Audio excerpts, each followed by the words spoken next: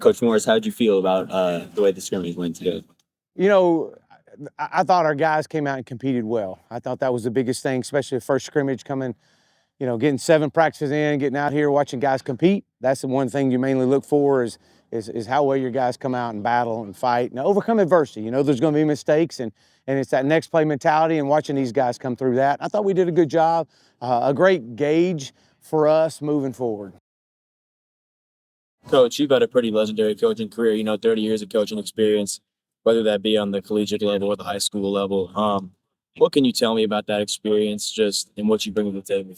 Well, it's so much about impacting lives. Really, that's what it turns into, both on the field and off the field. And I've been very blessed to have been around some phenomenal coaches that have impacted my life, and therefore being around some great players, great kids.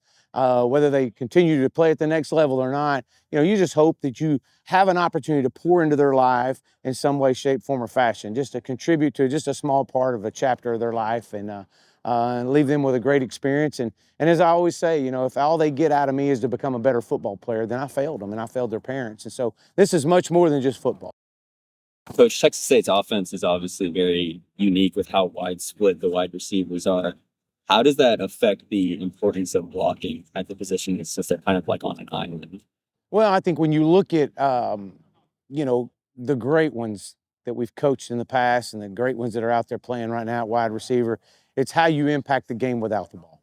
And that's the thing, whether you're wide splits, tight splits, you've got to impact the game in some way without the ball. And that's how you get on the field. And so, regardless if we're to the sidelines or if we're lined up on the hash, we've got to find a way to impact the game. And I think our guys are doing a good job of that. And whether that's a 30-yard block down the field or whether that's a block off the line of scrimmage. I think Coach Kenny mentioned week one and how important it is just to see everybody getting out there, getting loose, getting after it. Maybe not like a full offensive install, but just the importance of getting back after it. What are some of the things that you guys are looking at just very early on, trying to instill? Trying to develop depth. I think when you come out of spring, and that's anywhere in spring, you're trying to develop depth. You're trying to find an identity of who you're going to be. Knowing it's still a long time before the start of the season. You still got to get, this is just a phase of the process. And we still got the summer phase that's coming. And so just to be able to come out of spring with an intent to understand a little bit of what our depth looks like. We've created some depth. And then from there you build your team in the summer and continue to put the pieces together as you go into fall camp. But I think, as Coach Kenny said, getting guys back out here, getting them excited, getting them on the field, getting a great evaluation tool over 15 practices is what this thing is about. You guys have a pretty young coaching staff on the offensive side of the ball. What's your role within the staff as kind of like the veteran coach?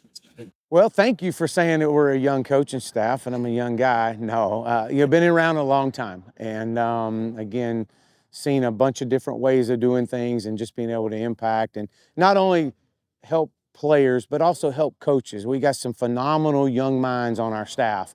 And just to be able to help those guys out and help take some pressure off of them and maybe some different aspects of the game planning and just be there as a resource. Coach, you gave GJ Kinney his first coaching job. Can you talk about his development as a coach? Well, I think he's definitely one of the great minds in college football. I knew that way back. I knew he was going to be really good when I was coaching him when he was playing.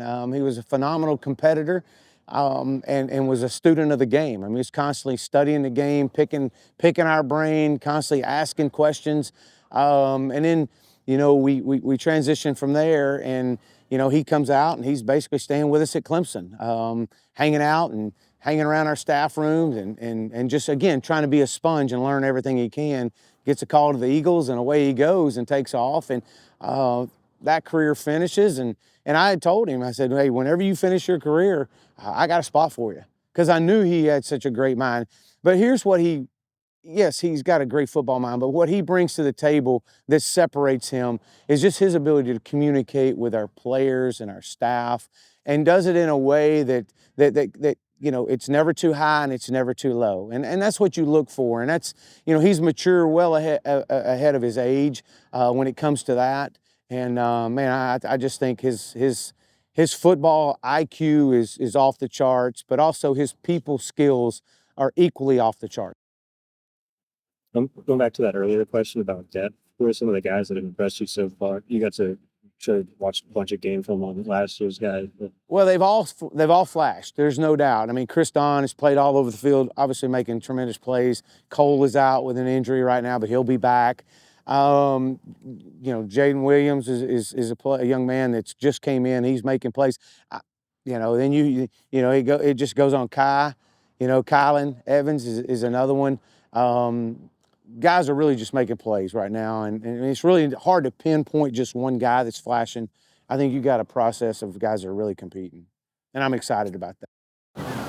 Like you were just talking about when you were over at Tulsa and you were the assistant head coach and offensive coordinator, you were coaching Coach Keeney. And what can you tell me about just the chemistry y'all gained through that, and how that's going to help you, being here with him, and how that kind of led to you ending up here?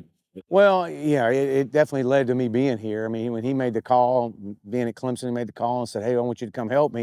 It was never even second guess that. Absolutely. Anytime you got a chance to give back to someone and to help them out, and I'm here as a resource. Is all I am. I'm here as a resource. If to help coach out in any capacity. Obviously, I know I'm coaching wide receivers, but in any capacity, having sat in that seat before, and I'm willing to do that. But developing that relationship when we were at Tulsa and having him a part of our family and coming and staying with us, and he's my kids kind of refer to him as a golden child type of deal. I mean, he's been a part of our family for a long time, and not just him, but Summer as well. Just a fantastic family. I mean, we love them, and just to be able to come here and be a part of them and what Coach is building is special. And I'm just here to help and here to contribute. Coach, you're not just the wide receiver coach, but you're also the passing game coordinator. A lot of fans probably aren't familiar with like what a passing game coordinator does. Can you kind of talk about what you do day to day in that role? Well, first of all, Coach Leftwich is another one of our great young minds that we have on our staff, but again, going back to the experience that we've had, the success we've had in the past, both offensively and in the passing game. Again, I'm just here to provide a resource and help out, and help attack different coverages and different ideas that be able to bring to the table when the time is right. The game planning aspect of it, and being able to just help out. Again, it's really kind of what it turns into. Really, a passing game coordinator is someone that's going to come in and help when developing the passing game and help the coordinator out in any capacity he sees fit. a little bit, might have been the week before, the week prior to that. Coach Kenny mentioned just seeing you with the wide receiver and how special that is, getting to see you coach.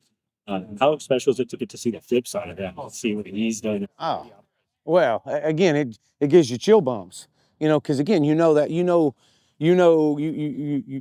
him when he was just a player and when he was trying to come into the game, and then to know that you gave him his first shot to help him out along the way, and then be there for him for advice through his career as he's worked his way up.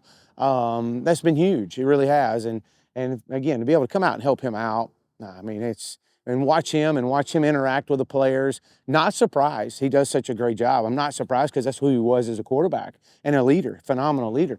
But again, that's our players gravitate to him, and we feed off of him, and as a staff, and again, he's doing a great job with it. And I'm excited to continue to help him and be a part of his career in any way I can, and to watch him grow and continue to have success. All right. Thank you, man. Appreciate y'all.